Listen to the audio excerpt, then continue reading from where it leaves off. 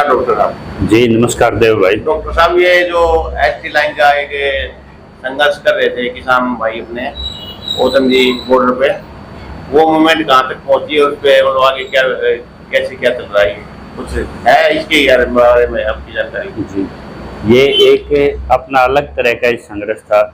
जैसे बॉर्डरों पे आंदोलन था, मैंने आपके पिछले वीडियो ब्लॉग में भी क्लियर कर दिया था कि ये आंदोलन कोई रास्ता ना रोक के, कोई ट्रैक्टर को तोप बना के या कोई सीधा घेराव करके ये आंदोलन उस तरीके से नहीं होगा जैसे दिल्ली घेराव है, शंभू बॉर्डर घेराव है।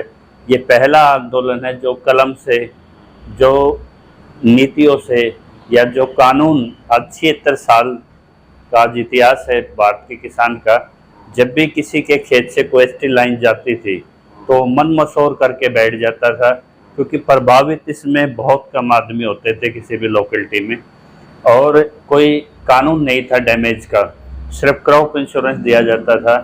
तो ये जब ये आंदोलन चला तो इसमें बहुत सारे एक्टिविस्ट, लॉयर्स, बुद्धिजीवी, उनका इसमें पर्दे के पीछे एक बहुत बड़ा योगदान रहा है, और वो योगदान अब संघर्ष में भी बदला है और उसके नतीजे भी फ्रूटफुल आने लगे हैं।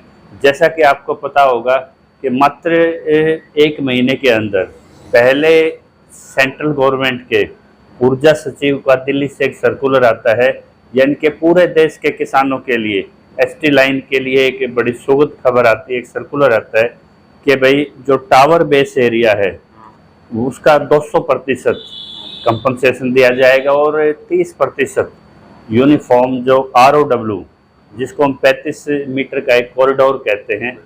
कॉरिडोर का मतलब है कि जहाँ से लाइनें जाएंगी, तार जाएंगे जहाँ से, वो रिजर्व एरिया हो जाता है, किसी भी आगे किसान उस पर कोई एक्टिविटी नहीं कर सकता, तो उसका कंपनसेशन होगा।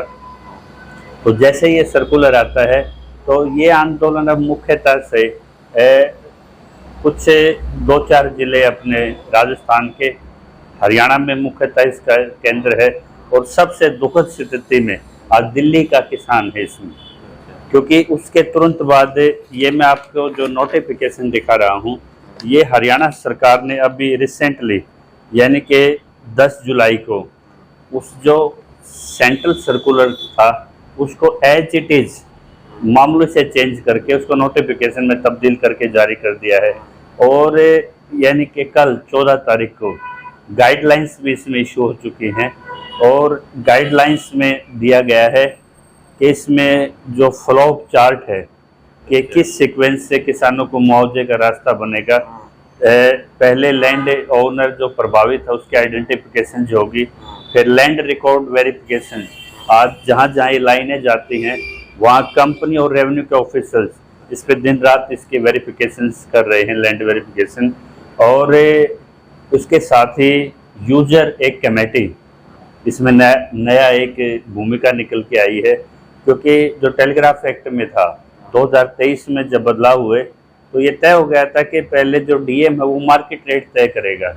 अब लोगों का कंफ्यूजन ये बना हुआ है कि 200% जब मुआवजा बढ़ता है तो लोग अपनी कीमत आंकना शुरू कर देते हैं कि मेरा खेत जैसे दिल्ली में 53 लाख का है, हरियाणा में कहीं 30 लाख का है, तो वो सोचते हैं कि इसका सीधा डबल जा रहा है, लेकिन ये सिर्फ टावर बेस एरिया का और 35 मीटर कॉरिडोर एरिया का है, यानी कि पूरे खेत का कंपनसेशन वो आपको नहीं दे रहे। और जहाँ तक ROW की बात है, जो मांग अभी उठी है उसमें ये मांग अब सीधे तौर पे आ गई है कि 70% की किसानों मांग बढ़ गए हैं, क्योंकि 50% के एग्जाम्पल आपने देखा होगा कि हमारे कर्नाटक में 50% दिए हैं सरकारों ने। तो जब देश के एक राज्य में एक नज़ीर बन जाती है तो दूसरे राज्यों के लिए वो दृष्टांत, वो एक उदाहरण बन जाता है, उसकी एप्लीकेबिलिटी की मांग होती है। मतलब कर्नाटक में दिए गए? बिल्कुल बिल्कुल। वो केरला इलेक्ट्रिसिटी रेंट, वहाँ तो इस पर प्रॉपर एक्ट है, रूल्स हैं, यानी कि इसका मुआवजा भी मिलता है। जो संबंधित ग्राम पंचायत हैं, लोकल बॉडीज हैं, उनको किसान को मुआवजा भी वहाँ एनुअली दिया जाता है। तो ये सारा मामला हम लोग स्टेट के अंदर आता है? ये सेंट्रल के तरफ से नोटिफिकेशन होता है। स्टेट की एक लिबर्टी ये है कि इस कानून में लिखा गया है कि आप 50% जैसे 30% इन्होंने मिनिमम दे दिया, कोई भी स्टेट उसमें बढ़ा के दे सकती है। जैसे कर्नाटक 50 दे रहा है, 70 की जैसे जो कहते हैं कि किसान हितैषी हैं, तो हरियाणा में आज जहाँ यहाँ तो सर एक समस्या ये भी हो ना, दिल्ली तो स्टेट में भी नहीं आता। दिल्ली का सबसे बुरा हाल है, मैं बताऊं, दिल्ली में जो औसंती बॉर्डर पे आंदोलन जो चला था, बड़े दुर्भाग्य के साथ कहना पड़ रहा है कि वो आंदोलन आज टिकैत की जेब में है। अच्छा। यानी कि आंदोलन का नेतृत्व जो 5 राज्यों का समायोजन बनना था और एक मुख्य मुद्दे पे यहाँ से नेतृत्व में था, वो अन्य मुद्दों पे नहीं भटकते थे। लेकिन अब एसकेएम या जैसे भी मीटिंग में कोई मीटिंग होती है तो खाली एक ही मुद्दा बन के रह जाता है, एक संख्या में और मुद्दों के साथ काउंट होता है। तो जो प्रायोरिटी थी जिसका अब थ्रेश होल्ड पे था, जिस पे फैसला आना था विधानसभा चुनाव से पहले, तो वो मुद्दा कहीं ना कहीं अब मतलब मर्सी ऑफ द अदर्स या ग्रुप डिस्कशन का मैटर बन के रह गया। और दिल्ली में जो सर्कल रेट पे एप्लीकेबिलिटी थी, जो रास्ता बनाना था दिल्ली के आंदोलन में, तो वो जो लीगल टीम लगी रही थी कहीं ना कहीं उसको साइलेंट कर दिया गया। और अब नतीजा ये है कि दिल्ली में सर्कल रेट निर्धारित करने के लिए जो याचिका दिल्ली हाई कोर्ट से जानी थी, और औचंती बॉर्डर में जो महिलाओं ने और जो ग्रामीणों ने अपना जी तोड़ के जो योगदान दिया, तो उनका मेन मकसद था कि ये जो वायलेशन होके प्रोजेक्ट बन रहा है, इसकी जांच हो, न्यायिक जांच, इसको रोका जाए। लेकिन उस पर कोई पर्टिकुलर कोई याचिका ना होना, तो मतलब एक तरह से संदेश अब जा रहा है उस कंपनी को कि भाई आपके काम को नहीं रोकेंगे, ये आपका जो प्रोजेक्ट है चाहे वो इलीगल कंसेप्ट पे खड़ा है, उसको अब रोका नहीं जाएगा। उनकी मीटिंग भी हुई है कोर मेंबर से, कंपनी वालों की, और कहीं ना कहीं जो वो बीच का रास्ता उन्होंने बनाया है, वो जो फॉलोअर किसान है आंदोलन में, जो आज भी धरने लगा के बैठे हैं, वो इन्फॉर्मेशन उन तक नहीं पहुंचाई जा रही या कोई रुकावट है उसमें, उसका नतीजा ये हो रहा है कि आज तय नहीं कर सकते कि इसकी न्यायिक जांच होगी कि नहीं होगी। और दूसरा, सर्कल रेट जब तक एप्लीकेबिलिटी नहीं होगा तो दिल्ली का किसान तो जहाँ खड़ा था वहाँ खड़ा है। आप सिर्फ उसको के 53 लाख पे आपने उसका जो 35 मीटर का है जो रिजर्व एरिया है टावर का, उसका मिलने का एक रास्ता खुला है, लेकिन दिल्ली सरकार का कोई नोटिफिकेशन तक नहीं। यहाँ मैं आपको टोकना चाहूँगा, दिल्ली का जो किसान है उसका कोई नेतृत्व, कोई किसान नेता सामने नहीं आ रहा। देखिए, नेतृत्व है, लेकिन वो नेतृत्व अब जैसे कि अपना ये आपने नाम लिया राकेश टिकैत थे, नेतृत्व जो है उसको राष्ट्रपति से भी ज्यादा पावर वहाँ की कमेटी ने, वहाँ के लोगों ने दिया है। क्या कोई भी निर्णय लीजिए, लेकिन उसको लोगों के सामने पे डिस्क्लोज कीजिए। लेकिन जो आज जो पहली पंक्ति में जो मसाल लेके चलने वाले हैं, वो कहीं ना कहीं राकेश टिकैत के पीछे फुटस्टेप पे चल रहे हैं, और वो मुद्दा वो तय ना करके वो तय करेंगे। यानी कि एक आंदोलन खत्म हुआ नहीं, यानी कि अपने आप को स्टेब्लिश करने के लिए, एक national international farmer leader establish करने के लिए, मतलब वो बैटन किसी और के हाथ में दे दी गई है। और दिल्ली के लिए सबसे बड़ी चुनौती है कि दिल्ली का नोटिफिकेशन भी निकलवाना है। और जिस तरह से ओपन पंचायत में आपने कवर किया था, सुशील गुप्ता जी ने कहा था कि यदि मैं आपकी नोटिफिकेशन नहीं निकालूं या इस पर कोई फैसला लेके ना आऊं, तो मैं किसी भी पंचायत में शामिल नहीं हूँगा। तो अब तो कुरुक्षेत्र के चुनाव से फारिग हो चुके हैं। अब दिल्ली के आम आदमी की पार्टी के एजेंडे में, यहाँ तक कि आम आदमी पार्टी के जो अध्यक्ष थे, जो औचंती गांव से आती है, उस युवा ने एक ने साहस दिखा के उसने सीधा आम आदमी की एक मीटिंग में गोपाल राय के सामने ये कही है कि आपने एसटी लाइन में कोई सहयोग नहीं किया। तो जिस सरकार से निर्णय लेने हैं, जिस स्थानीय गवर्नमेंट को लेना है, वो बिल्कुल उसमें नील है, उस पर प्रेशर बढ़ाने के लिए कोई नीति नहीं है। कोर्ट से जो अब आगे जो रास्ता बनना था, तो वो कहीं ना कहीं वो टीम जो कोर टीम है वो ग्राउंड पे नज़र नहीं आ रहा, जिस तरह से अभी ये इस समय पे उन याचिकाओं की ज़रूरत थी। और जो टिकैत की जो मोडस ऑपरेंडाई है, वो इस तरह की होती है कि वो कहीं ना तो कहीं ऑब्जेक्शन फाइल करते, ना वो नीतियों से कोई वाकिफ रहते। उनको तो ये है कि आंदोलन करो, कहीं कोई याचिका की जरूरत नहीं, कहीं कोई आपको अपना ऑब्जेक्शन लेने की जरूरत नहीं, आपके बैठे बैठे दबाव से काम हो जाएंगे। तो ये मुझे नहीं लगता कि आज के टाइम, आपका तो ये जो मुद्दा था एक लिखा पड़ेगा अलग तरीके से। मैं ये कह रहा हूँ, महेंद्र सिंह टिकैत जाने के बाद एक मुद्दा ऐसा बता दो, कोई बड़ी जीत जो बगैर ऑन पेपर प्रेजेंटेशन के किसानों को मिली हो। अकेले टिकैत यूनियन से मैं कह रहा लेकिन हूँ। आप ये जो मामला चला था एसटी का, ये एसटी लाइन का, ये तो मतलब आपका मतलब पेपर वर्क से चल रहा था। पेपर मैंने कहा था बहुत एक्टिविस्टों की इसमें भूमिका थी। कोई यमुनानगर से लड़ रहा था, कोई राजस्थान से लड़ रहा था। एक अधिवक्ता ने तो यहाँ तक कमाल कर दिया था कि उसने फायर भी किया जबरदस्ती, जब उसके जमीन पे किया तो 307 का मुकदमा लिए बैठे हैं। अकेले अकेले किसानों ने इस कंपनी टावर को, इस फोर्स को रोका है। तो लेकिन जिस तरह के इतनी इस आंदोलन में जो लड़ने वाले थे वो 90% लोग जो आंदोलन में शरीक थे वो लड़ रहे हैं। और जहाँ जहाँ बड़े बड़े धरने चल रहे थे आज वहाँ छोटी छोटी झोपड़ियों में आज भी किसान बैठे हुए हैं कि हमारी जो अगली पंक्ति इसमें कोई निर्णय लेगी। लेकिन अगली पंक्ति जो मैं ज़्यादा नहीं कहना चाहता, टिकैत को एक शक की नज़र में देखा जाता है संयुक्त किसान मोर्चा की मीटिंग में भी कि जो सरकार के साथ उनके तालमेल होते हैं। और एक चीज़ तो मैं इसको दूंगा, सर आप ऐसा क्यों कर रहे हैं कि टिकैत को मतलब उसकी नज़रों से देखा जाता है? जब लोग खड़े होते हैं वो साथ खड़े हो जाते हैं, लेकिन जब कूलिंग पीरियड होता है तब एक एग्जाम्पल ऐसा दे दो कि किसान जब सड़क पे नहीं हो या उस समय उन्होंने किसानों के लिए टेबल पे बैठ के या कहीं कोई नीति, कोई लाभ, कोई ना कोई तो काम किसानों के साथ ही तो खड़े होते हैं। किसानों साथ खड़े होते हैं, लेकिन नेतृत्व तो साथ खड़े होने के लिए नहीं होता। नेतृत्व तो एक 4 कदम आगे चलता है। तो वो भूमिका पे एक एग्जाम्पल दे दो, किसानों को 2 रुपए का भी कहीं पे लाभ पहुंचाया हो। तो जब कूल पीरियड होता नेता का काम तब डबल बढ़ जाता है। लेकिन ये जो टीम जो लीड कर रही थी दिल्ली किसान अधिकार मोर्चा, इन्होंने जैसे गुरनाम जैसे नेता होते थे जो 4 पैसे मिलते ताली बजवा के कहते थे जीत हो गए, इनकी एक शाबाशी ये है कि इन्होंने 30% के ROW के बाद भी घुटने नहीं टेके। ये 70% की मांग तो कम से कम इन्होंने उठाई। ग्रुप इंश्योरेंस जो मांग रहे थे, न्यायिक जांच मांग रहे थे, ये उन चीज़ों को कम से कम रिपीट तो कर रहे हैं। लेकिन ये फ्रंट लाइन ना होके अब ये सेकंड लाइन में आ गए हैं। लेकिन सर आपके इस आंदोलन में राकेश टिकैत तो दिखा दिए, गुलाम चटूनी तो कहीं नहीं दिखाई दिए थे।